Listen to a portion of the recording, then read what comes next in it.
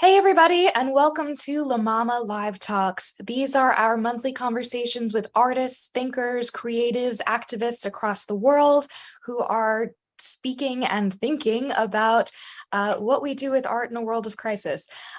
Today we are hosting 3 of our 60th season resident puppet artists who will be performing this season in our Jumpstart Puppet series.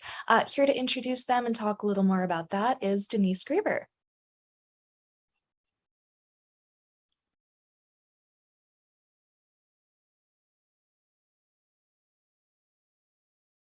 Hi, hello everyone. Am I live, Pierce? Okay, sorry. Hi, my name is Denise Greber, and I'm here with you this evening to talk a little bit about our residency program. And this is a program that we started during COVID, and so we are very grateful that Cheryl Henson and the Jim Henson Foundation liked what we were doing here at La Mama with our residency programs and gave us a lot of support to bring these 3 puppet artists here to La Mama, where they have access to a rehearsal space and they have chance and opportunity to further and investigate the work that they're doing. This work will then be presented as a work in progress presentation December 1st through 4th. And it will feature about 15-20 minutes from each artist, and we get to see what they've been working on this past year during their residency. I hope that you enjoyed this moment with us, where we're going to meet with each of the 3 resident artists of our 60th season to discuss what they were working on and give us a little bit of a preview of what we'll see in December. Thanks, Yael.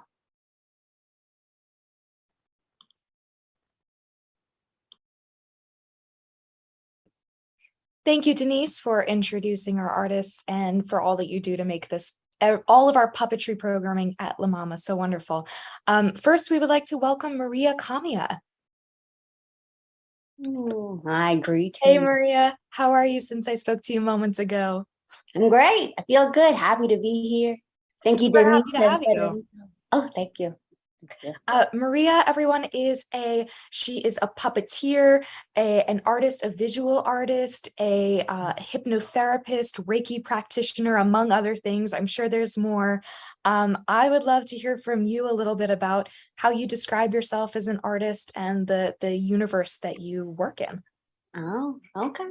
All right. I will let you know.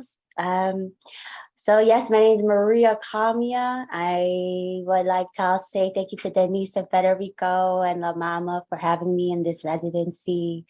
I create the world Arikama, the land of practice, play, and healing.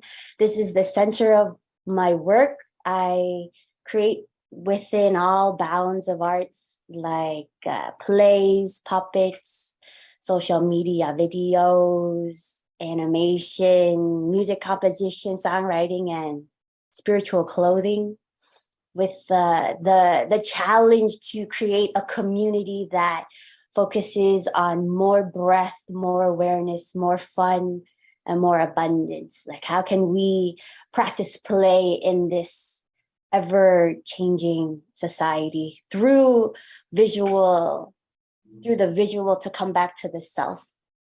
Right? How to use the visual work for people to remember who they are on the inside. Thank you. Oh. I sense all of that in your work. You have what I've seen of yours is so joyful and full of life, and at the same time grounded even within this alternate, beautiful, playful universe. So I would love if we could play a clip from your work to give us some context as we continue to discuss. So when you're ready, Pierce, you can hit it.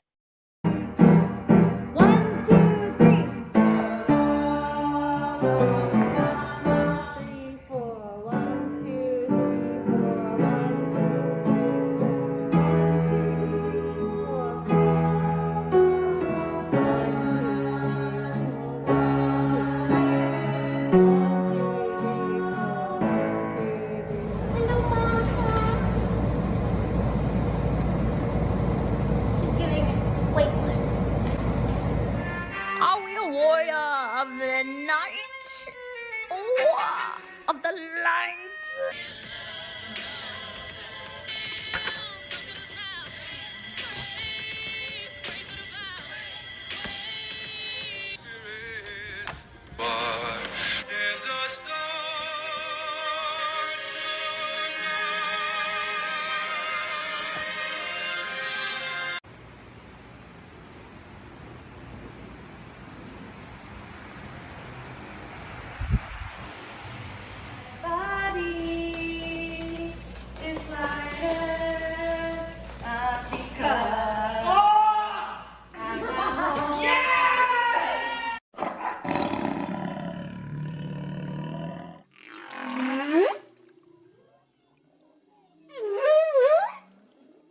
Oh my God, whoa, whoa, whoa, whoa.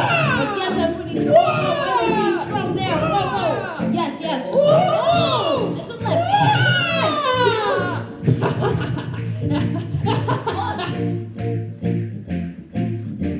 Maybe we'll find her at La Mama. The first or second week of December. My cells have multiplied 1,000,000,000 times today. How dare I perceive the illusion? Who would benefit from this mind game? And you know what? I really hope that they're paying attention, because I've got something to say.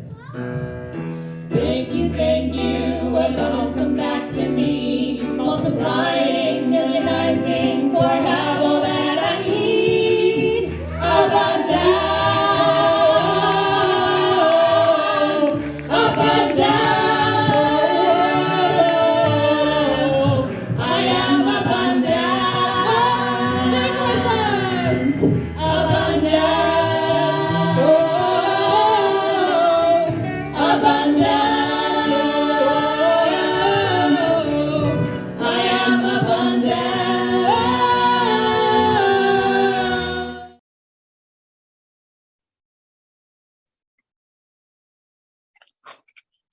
Thank you, Maria, for sharing that.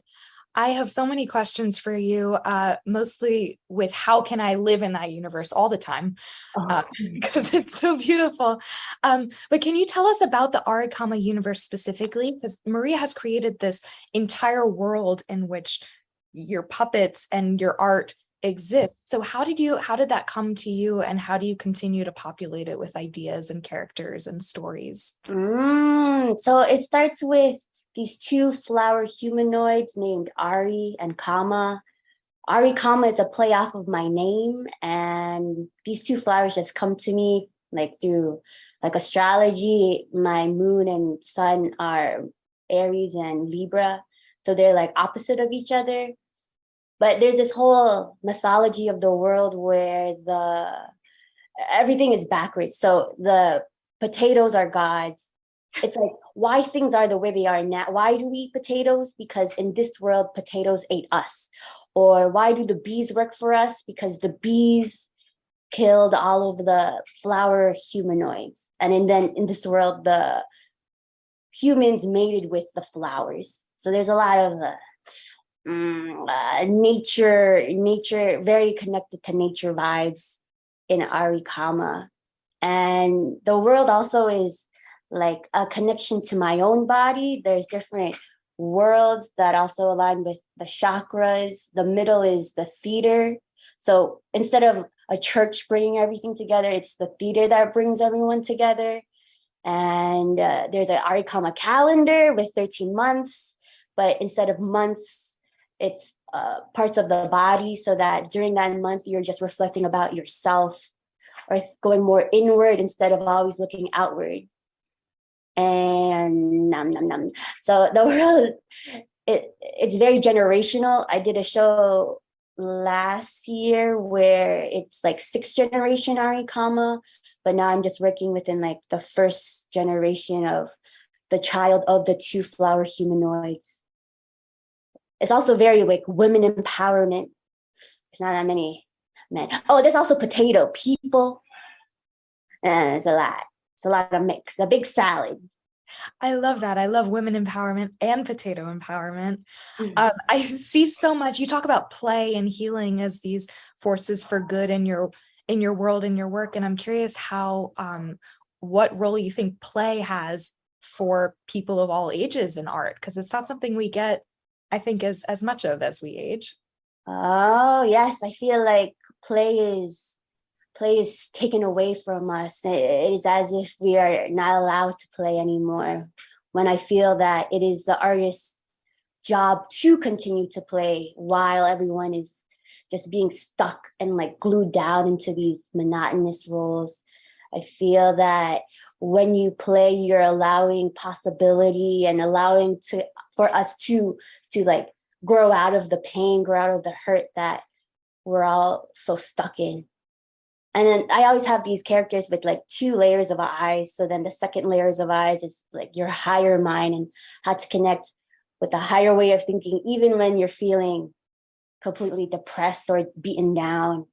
I mean, when you're beaten down, you gotta feel beaten down. But then, like, how do you have the courage to play when you're feeling so beaten down? Like, how do you just let go of that identity, that victim mentality, and just take responsibility to have fun?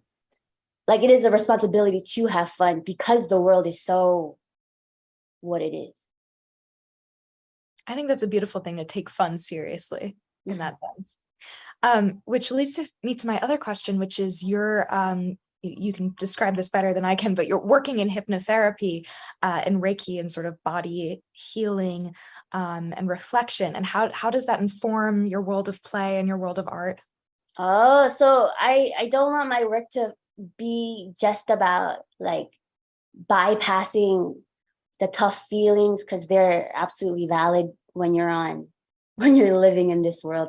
I would say that in order to be able to play fully, to fully liberate, you have to be able to clear out the baggage that has been collected throughout the years, to remove the patterns that we were taught as children. And like when we remove and release that, and like in hypnotherapy, you would like find there's like fear in your body from, say, something that happened when you were 5 years old, and then you're like, it's in my shoulder.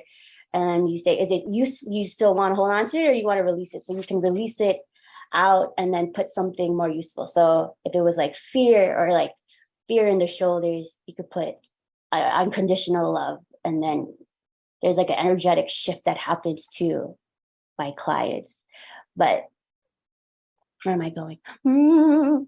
Yes, it's just important to be able to have more fun. It's like you have to have more breath, more awareness to know the patterns that you do, so that you can live fully or live freely in this great world. Yeah. And I love that all of your characters sort of physically embody that, and that you have a calendar dedicated to manifesting that, and your puppets have more eyes than we have, is so representative of that. Thank you. I would also love to know, you're performing, as everyone is, in Jumpstart, December 1st through 4th. Tickets available now. What are you planning? Is there anything you can tell us?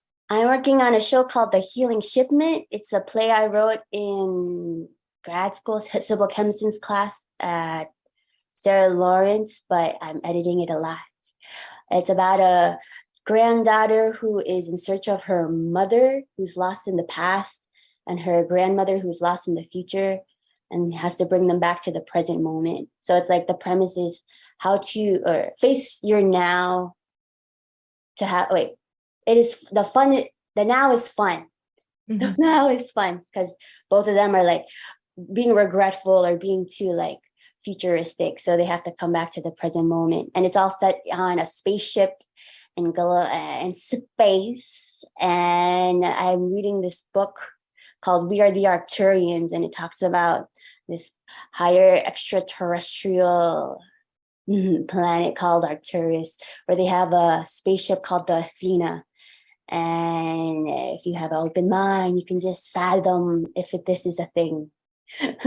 So I'm looking at that too for a reference. That's so exciting. I can't wait to see it. Is there anything you want audiences to know before they come? Anything you'd like them to bring to the show? Oh, and an open mind. An open mind. Oh, and also the puppeteer and actor's face. I'm not going to be in it. I'm going to play the piano, but their face, my actors' faces are the heart of the puppet, so that they can connect more with their heart consciousness, hopefully. But you got to be able to sing, and I just sing for fun. We'll see what happens. There's 7 of them, 7 puppeteers. It's going to be wonderful. I can already tell, because it's going to be fun. Oh, thank you. Thank you. Thank you, Maria. I feel like I could talk to you all day, and then I will some other day. But we're going to bring on Erin now. Thank you so much for your time, for being here, for sharing your work with us. And we will come back to you for a little goodbye at the end. Thank you. Thank you for having me. Thank you. See you in December. Everyone, now we have Aaron Haskell, who is also a puppeteer, an actor, a dancer. What else do you want to add to that list? I know you do many things. Yeah, actor, dancer, puppeteer, puppet maker, designer, puppet technician. For many years now, I've definitely been very much surrounded by puppetry. And I'm being told that I'm not heard. Is there not heard on the video? Anyway, I'll continue. For many years now, I've been involved. Pretty much everything is about puppets and movement and dance, and how movement and dance soak into even building. And How was, knowing that you've done so many other things and are doing them, what was your journey to puppetry? Did you have a gateway puppet? I grew up going to a performing arts school, and we had to learn many different things. And a lot of times they were kept very separate, but I always enjoyed learning all these different things just to see how eventually one day they would come together. And it actually really came to fruition when I joined Loco 7, Federico and Denise's company. So thank you guys again for having me here, and La Mama as well. Sorry, didn't say that yet, but I want to thank Denise and Federico and La Mama. And because of them is actually kind of how I really got thrown into the world with a show that Loco 7 did. I think we joined in like 2004, so many moons ago, where I joined as a dancer, and Federico had told me, because we were friends outside of this, that we were going to use puppets. And then once I just started getting into it, the show it just had this gravity towards me that just kind of sucked me in, and I fell in love with puppets at that point. And so that's as a performer how I got into puppetry. But as like a visual artist, I remember being in my one bedroom or my studio apartment in New York, where I didn't have much space. But as a sculptor, I always wanted to create these very large scale things, but I couldn't keep them large scale. So I had to figure out how to get them small. So I always had them fold up, but I was always just thinking of them still as sculptures. But then once I started working with Federico, and then another project for many years in the Lower East Side, I worked on this haunted house where I became the puppet builder, and I started to see everything that I was making before they were puppets. And then with this dance company, joined in the puppets. And so everything kind of just, I'm a yes person to the arts, especially. Like if you ask me, tell me about an opportunity, especially if it sounds interesting, I'm usually a yes and type of person, and let's see where this goes. And so because of that, it just kept on snowballing, where new opportunities and just excitement as round puppetry, what they mean metaphorically to us, how they're presented theatrically, artistically. It's just something I really just fell in love with and kind of dedicated myself to since then. It's funny how those things kind of find you, right? Yeah.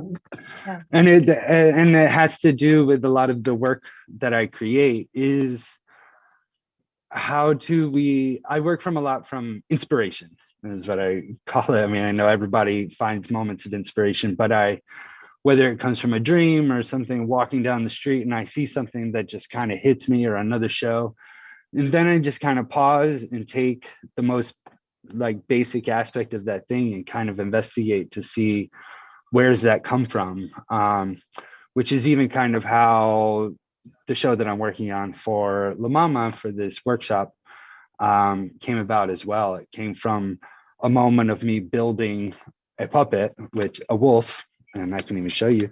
This is the very first wow, look at that puppet that came for inspiration. It was just a very quick mock-up I had to make for a puppet for this haunted house. And I kind of just fell in love with making it. And I was like, well, how do I use a wolf in a show? So then I just started investigating and researching wolves and mythology and parables and wolves in different cultures around the world.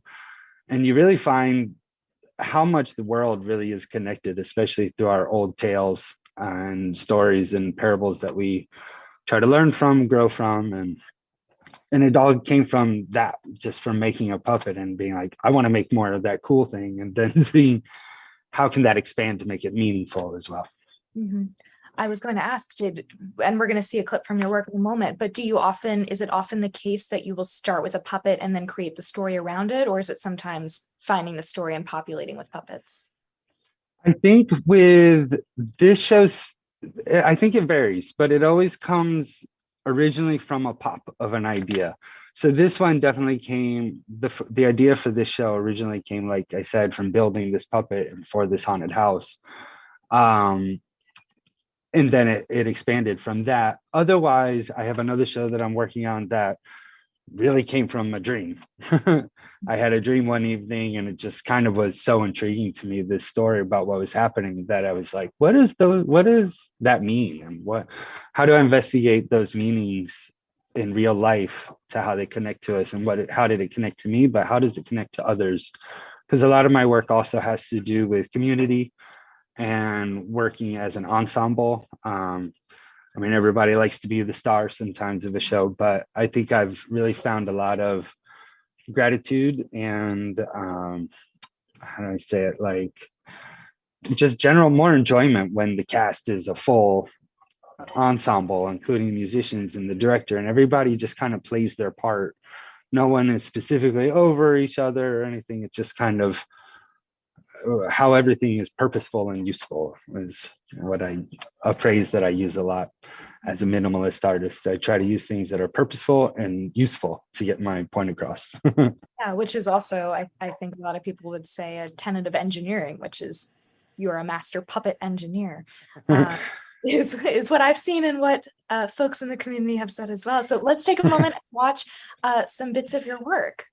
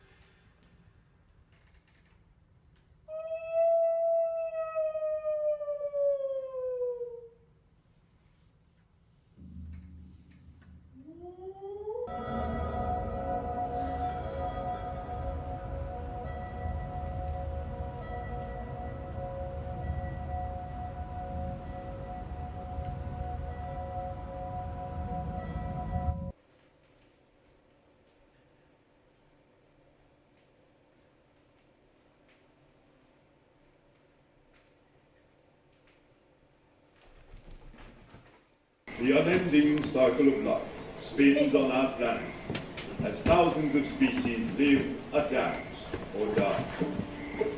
The wolf, an apex predator, has prowled these forests for longer than man has told stories about the great canine. The wolf holds a notable place in human history. Why are we drawn to this creature? What do we see? Perhaps we see ourselves in the wolf, non-conformity, betrayal, flight, and self-sacrifice.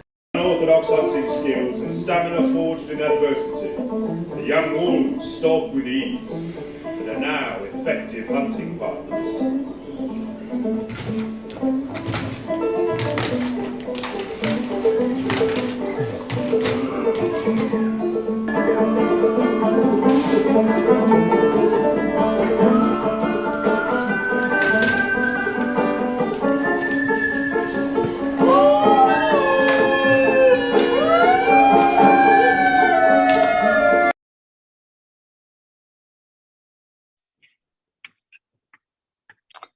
Wow. Can you show us that wolf in front of you again, that puppet? Oh, so the original. Like evolution in real time to see that. Well, yeah, and that's actually a big part of kind of what the show is about as well. And before I continue, I want to say thank you to, I don't have it written in that video, for the storyteller in that one part at St. Anne's Warehouse is Jason Allen Carvel, and along with the composer and musician Nathan Kosi. And I'm sorry that I didn't have that written on there.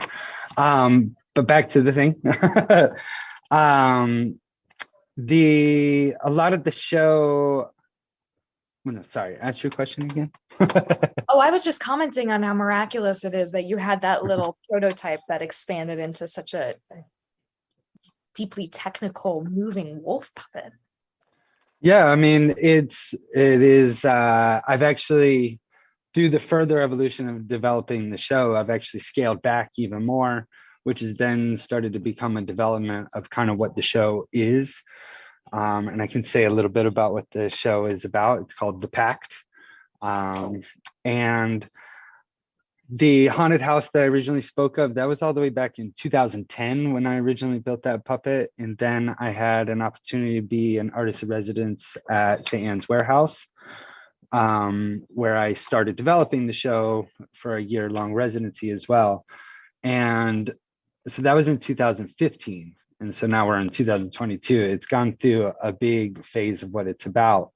And the show kind of takes place in this village, let's say in the year 2900, where 500 years before, there was kind of this big earthly cataclysmic event, where basically a lot of people, I mean, it was a mythological event that happened. And basically after that is when people really started to come back together again and live as one and live as a community and bringing new rites and rituals into their life. And one of the most important things is that people continue to make stories and people continue to make art, because it is one of the things that how we started in our evolution as humans. And I just feel like it's something that's going to always be around, because it's one of the ways we've always communicated. And along that line, the show is a mythology that I've created, kind of about how the mother goddess has come back to kind of correct things on Earth. Whereas millennia ago, she created kind of like a binary way of how we've been thinking about life, where there's good and evil, right and wrong, and even gender, which eventually has snowballed and gotten larger and larger to where the evil has kind of taken over. And then the mother goddess has to come back to Earth, and her Earth form is the wolf, and kind of correct things. And I don't want to give too much away through the show, but through these events happening basically create this cataclysmic earthquake that kind of resettles everybody and brings everybody back to, you know, creating humanity together and realizing that we're all in this together, and realizing that we are all each other's ancestors, and this idea of reincarnation not just being an earthly one, but in the essence that we have all been stars together, or maybe you were a field of grass all together, and then when that converted and went into another energy field, that we've basically all been here this whole time. And it's through our enlightenment that we really realize not just our past lives, but how our past lives are a part of our current life. And through that evolution of how art used to be even told through caveman and through shadow puppetry, all these things are going to be used in the show as well to show the human evolution, where it eventually gets to these more technical puppets. And even in those technical puppets, their purposefulness and their usefulness. I don't like to create things that are I like to keep the performer in mind. The dancer and how they look and how they feel are much a part of creating the show as the show itself. That's That so was a lot of exciting stuff. to hear about that. Your sort of that the evolution of the puppetry and the craft itself and the design and the engineering is part of is a storytelling aspect in itself. Yeah. And I'm curious how in sort of a grand mythological story of how humans came to be and came to be again and again in times of crisis, how do you feel like the puppet is a storytelling tool there? I could see someone else thinking that humans are, need to be the ones to tell that story. So what does it mean to you to have these living objects do that? Well, in taking also through history of old parables, I mean, no matter what your spiritual essence or what you maybe what you follow or whatnot, so many stories from our past even have been told through yes, people sometimes, but a lot of times through creatures. And I guess we have more of an understanding if we can place ourselves outside of it to somehow see how we're also involved within it as well. Because especially for a lot of my art making, there's a very beginning spiritual belief is animis. So a lot of indigenous cultures before religion was necessarily formed or anything like this believed in this aspect that every single thing around you, even if we call it inanimate, has a soul and has energy that has been put into it and has been brought out of it. So even with a lot of the things that I make, I use a lot of organic materials and repurposed materials, and I make them look like new. So even if I use a heap of plastic bags, it won't necessarily look like a heap of plastic bags. I might chop them up really tiny and then glue it or make a different form out of it, but it's still used from things that are kind of already here, which is kind of what this community creating the show would have to do anyway, because the industrial complex and everything is not around anymore. We've had to go back to our roots. So the people even creating the show have to make these puppets out of the material that's around them, whether that be the trash that was left over or even from organic materials that are still around in their community. It sounds like such a vast and full world that's maybe a neighboring universe of Arikama, as Maria was saying. And I am so excited to see them in parallel at Jumpstart. So thank you so much for your time, Erin, and for being here and showing us that original wolf puppet. I think it's so exciting to see the evolution of it. And we'll catch you back at the end of this live talk. Thank you so much. And yeah, shout out to Maria for the fun and the ritual of fun. Yes, we love the ritual of fun. Thank you. I'm excited to bring on Marcella Murray next. Hey, Marcella, how are you? I'm well. Hi, how are you? I'm well, thank you. Nice to properly meet you. I know. Thank you so much for being here. Thank you. I'm glad I'm here. Transit I'm glad was you're here too. quite a trip today. Yeah, you made it, and here we are in space and time. For everyone watching, Marcella is a performer, a puppeteer, an educator. I would love to hear from you how you describe your work as an artist, or how you envision yourself in the world. I'd say the way that I envision myself as an artist is someone who is thinking a lot about community and how we define it, not just the language we use, but the spaces we use to define community, the rituals and practices we use to define community, what the visual markers are. I'm also interested in how communities fall apart but come back together in different ways. It seems that, it's a cyclical thing in humanity that we are at odds with each other, and then we have to find ways to come together to survive. And what does it look like in that place where you've fallen apart and you don't agree, or it seems irreparable? How do people come back together? And I'd say most of my work lives there, and sometimes it's about the individual too, when you've fallen apart as an individual and you're at that place where you're trying to come back together. what is that moment? How do we do that? And I ask the question because I don't know. And you know, I try to talk to people, interview folks, read a lot, and find out the different advice people have for that sort of thing. And it's also led by like my experience of being in those places and the things that I think I've needed in those moments where I'm trying to come back together, or I'm trying to repair a relationship that has fallen apart. So yeah, I'd say my work is that I perform and write.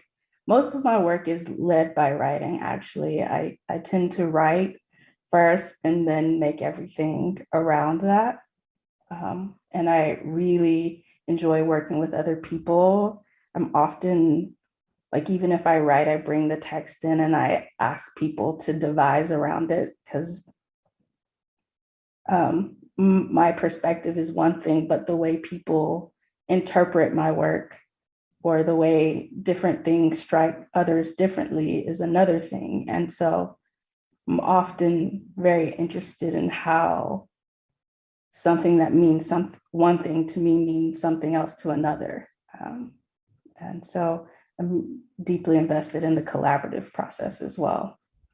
Mhm. Community is such a vital and beautiful entry point to art rather than a goal or a secondary thought. I love that that's the first thing that you come to a creation with. And we're going to see that in a moment. Also the beauty and the strength of your potency of your writing. I'm excited to watch that video with everyone. I would love to hear first though, how puppetry how you found it as a home for the ideas you're talking about. For this piece in particular, this piece is talking about how we deal with huge displacements or moments of destruction. I was thinking about this during the pandemic of how is it that we survive these things? And particularly being a Black person in the US, I think a lot of the different cycles of destruction, of violence, and how has my community survived this sort of thing. I find myself asking elders all the time, how did you deal with that? Because right now it feels really difficult. And I certainly don't think it's more difficult than what my elders went through. So like, if I'm struggling now, what did they do to make it through? And there are so many different answers for this. But in this piece, I kind of settled on this idea of the celebration. Like in my friend group growing up, there was always a person who's like, you know, we've been working too hard, or like everyone's too sad, we need to have a party. And it wouldn't be like this elaborate planned thing. It would be, you bring food, you bring drinks, you bring the music, and we're gonna go to this field and have a kickback and everyone will be there. And it's similar sometimes with Block parties where it's like, we just need to have a moment where we celebrate, sing, and dance. Like throughout history, music and dance, these are medicine for people. And so puppetry fits in. Like this piece wanted to be puppetry because to get to the point where people decide to have a party, I want to tell the story of cyclical displacement and destruction. And it didn't feel like it needed to happen with people, like human bodies. It felt like something where we're recounting a history. And I feel like puppetry is really great at separating people from their individual identities and looking and putting whatever they want onto a character, their own experience.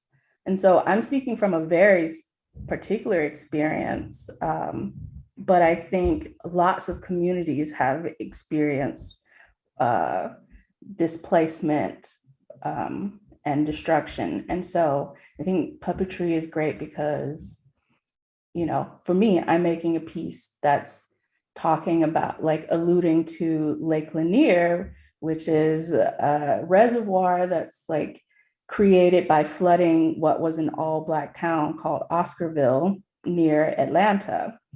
And it happened after a long and very violent spate, like a lot of violence, lynchings, and things like that.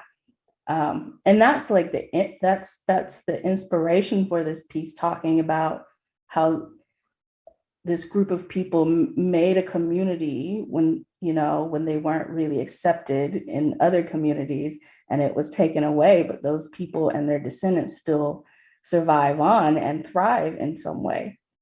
But I think that happens to a lot of different people. And so puppetry allows you to be very honest about exactly what you're talking about. And people look at it and they're like, oh, well, that also happened to me in this different way, where, you know, they use pesticides in this area. And so my family's farm couldn't be there anymore. And, you know, and also I think we've just come through a very difficult, traumatic thing. And maybe telling the story using people isn't as effective as using images and symbols to remind us to get to the place where we're celebrating. Maybe it's just to remind through some imagery and language, and then get to the party, which is like what I think I want to offer my community, which is the world, New York. You know, I would like to offer this idea of celebration as like a thank you, really. Like, how do we make it through the pandemic but each other? So yeah. Thank you. Yeah. And it's beautiful we're going to see in this video in a moment, sort of distill and expand all that with visually. It's really incredible with the shadow puppet box. So let's go ahead and watch your clip of other Atlantas. Ripped, gleefully ripped.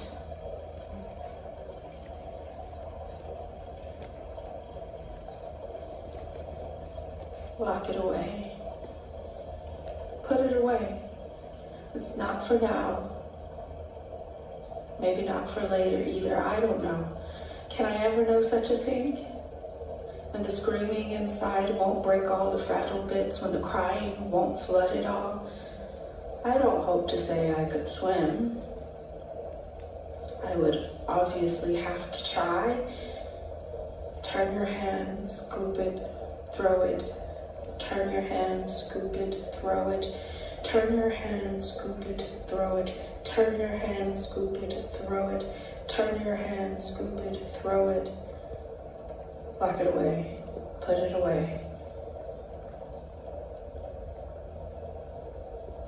A life slowed to a stop and left this place.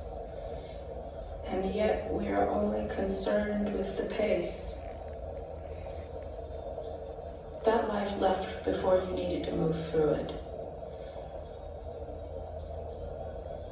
It doesn't make any difference to you. You must admit, though, nah, leave it. Don't look back. Keep on as we've always kept on. You can judge it until it wrings you dry, until it smacks you clean. It will happen anyway. So, look forward.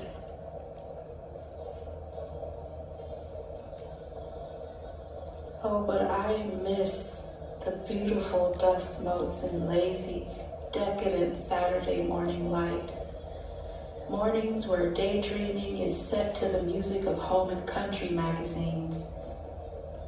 That moment in the second Parent Trap where Natasha Richardson realizes Lindsay Lohan is her other daughter. In that fluffy pool of white sheets. Wine Country and Natalie Cole. My God. I loved it. Oh, I loved it.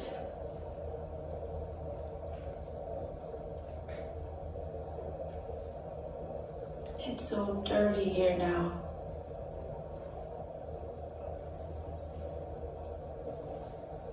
I remember the dust and light moving like the music of Mary Lou Williams.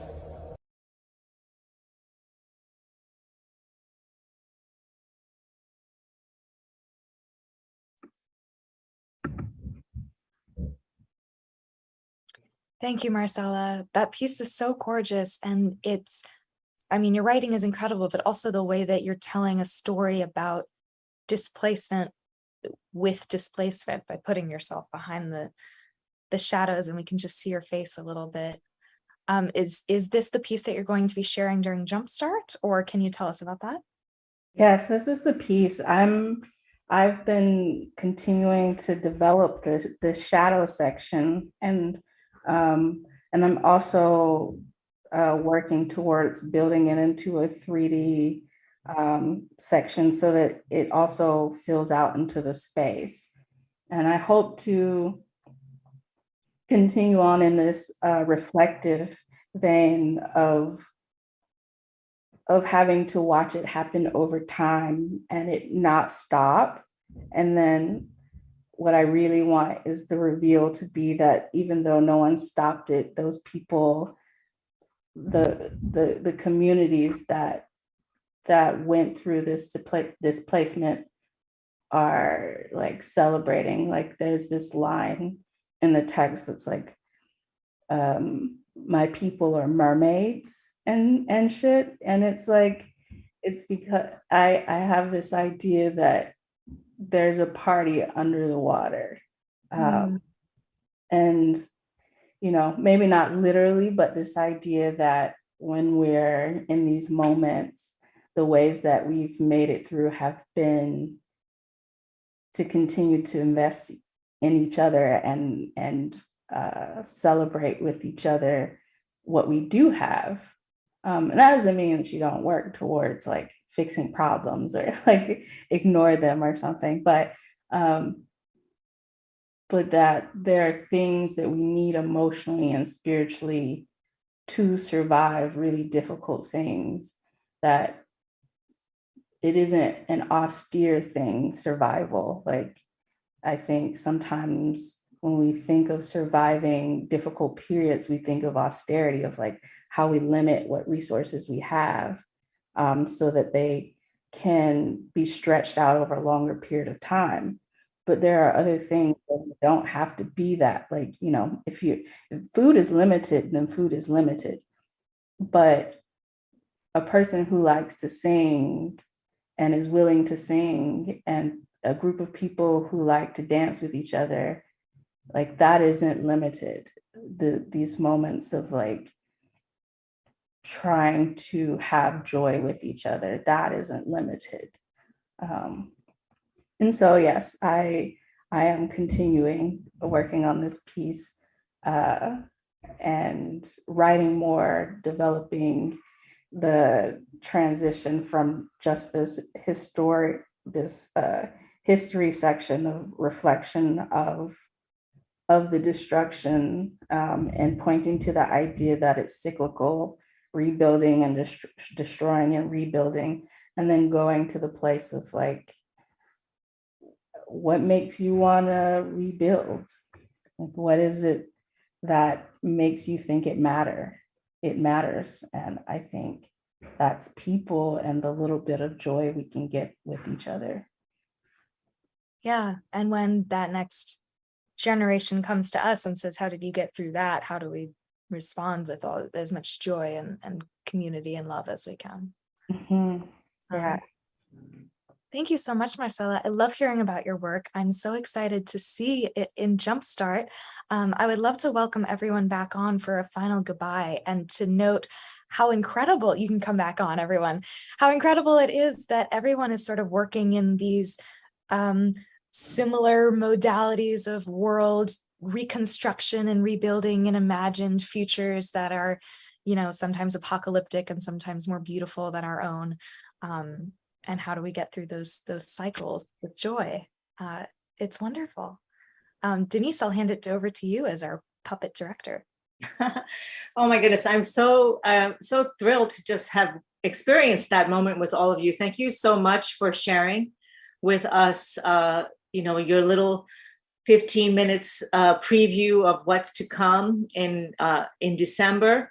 And also, of course, that's still just a work in progress. So I'm so excited to look forward to even beyond December and what will come when we get to see the fully realized shows in some point in time. I'm super happy that La Mama is able to support this next generation of artists and puppeteers. It's so important to the organization to be able to give opportunity to younger artists so they can find their voices and continue to grow. So I'm so happy that we had the chance to have these three wonderful artists. They're wonderful human beings. And I'm inspired, honestly, to hear everything that you're working on, because it gives me hope for the future in every sense. And what else did I want to say? Oh, I also wanted to say that, again, December 1st through 4th, these lovely artists will be presenting their work in Jumpstart, and they will also be joined by Charlotte Lily Gaspard, who was our 59th season resident artist, and she's coming back to show another part of her work in progress that will also be part of this evening. So you'll get to see 4 short excerpts from 4 wonderful artists. And thank you all again so much. Thank you, Yael. Thank you, Pierce, for being here and introducing the world to these wonderful artists. Yes, thank you so much, everyone. This has been the MaMa Live Talks, and we hope that you will join us on November 16th. On a Wednesday at 6:30, we will be speaking with John Kelly about his upcoming show, Underneath the Skin. So with that, take care, have a good night. We'll see you next time.